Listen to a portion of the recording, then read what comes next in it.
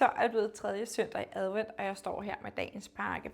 Husk, har du ikke åbnet din egen endnu, så skal du gøre det, fordi jeg åbner den her nu, så hvis jeg ikke skal afsløre det før dig selv. Nu løsner vi båndet, og i dagens pakke er der et lækkert glas pistachecreme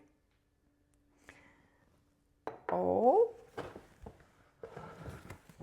en stor dåse med lækker flagesalt. Udover de her 2 produkter, der skal vi også bruge den olivenolie, du fik i sidste uge. Vores pistachecreme, måske kender du den, det er blevet et af vores allermest populære produkter. Den består af 50% hasselnødder, 40% sukker og 10% ekstra jomfru olivenolie. Den smager skønt på brød og i pandekager, også rigtig dejligt på is, og kan desværre også spises ud af glas, men det er min guilty pleasure.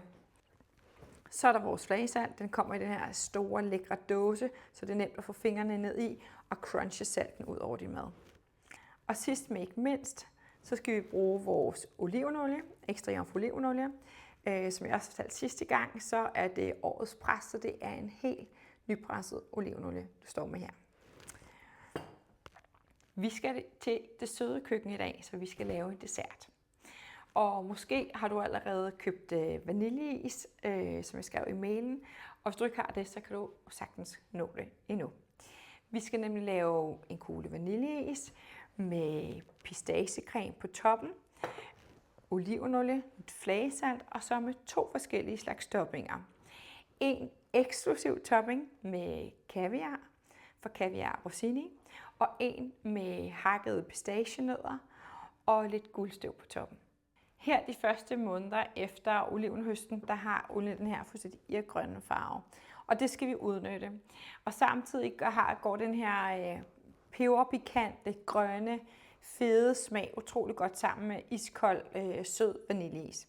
Og kronen på værket er jo selvfølgelig en god skefuld af den her lækre kaviar. I din tidligere pakke, der har du fået en voucher med fra Rossini Kaviar, som giver dig 30% rabat inde på deres hjemmeside. I den her voucher, på det her papir, der står der præcis, hvad du skal gøre for at få din rabat, og jeg skriver det selvfølgelig også i mailen. Vi er blevet anbefalet at få den her type kaviar, der hedder Ochetra. Den har sådan nogle nødenoter og har en god balance mellem syre og salt. Og så er det nogle flotte, store kaviar, der har sådan en gylden nuance. Jeg ved, at I vil rigtig gerne vejlede dig derinde, så hvis du har spørgsmål til det, så tager du bare fat i dem inde hos Rossini Kaviar. Den anden version, der skal vi bruge friske pistachienødder. Den vil jeg hakke, og så vil jeg toppe dem med en lille smule guldstøv. Så kombinationen er mere eller mindre den samme. Det er is med pistache ovenpå, toppet med lidt hakket pistachienødder og lidt guldstøv, og så får den lige nogle lækre dryp olivenolie. Spørgsmålet er altid, hvad skal man servere sin dessert i? Og derfor har jeg taget nogle forskellige muligheder frem. Du skal vælge, hvad der fungerer bedst til dig. Der er også et skønt glas, der vil du både kunne se den flotte farve af olivenolie, kugle med is. Der er også sådan en her pokal.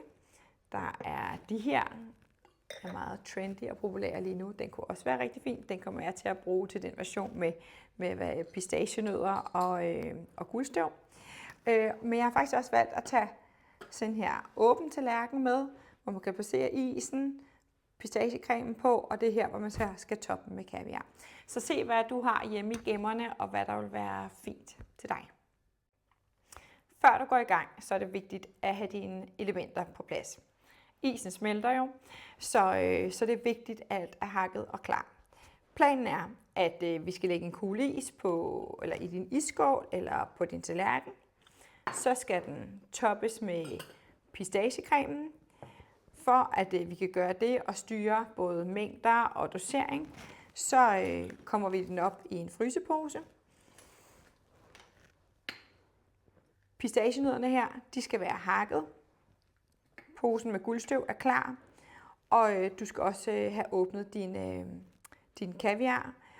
Og til at dosere og tage kaviaren, har jeg den her lille fine perlemorske. Man bruger en perlemorske til kaviar og ikke en stålske, fordi stålet har det med at afgive smag til kaviaren. Så for at vi får den reneste og lækreste kaviarsmag, så bruger vi en perlemorske.